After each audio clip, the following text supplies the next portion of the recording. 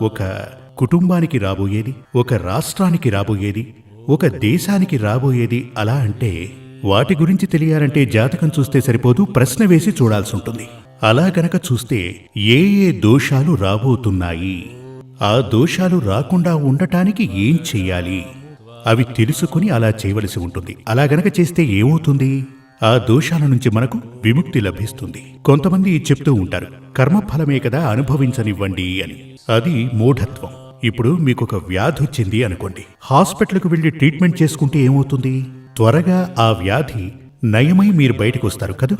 ఒక వ్యాధి వచ్చినప్పుడు దానికి ట్రీట్మెంట్ చేసినట్లుగానే దోషాలు జాతకంలో ఉన్నాయి అంటే వాటికి తగిన పరిహారాలు చేయవలసి ఉంటుంది. ఆ పరిహారాలు చేస్తే గనక ఆ దోషాలు తొలగిపోతాయి. కానీ ఇక్కడ కూడా ఓ చిన్న విషయం ఉంది చూడండి. అదేమిటంటే ఇప్పుడు ఒక వ్యక్తికి ఓ ఆచార్యుల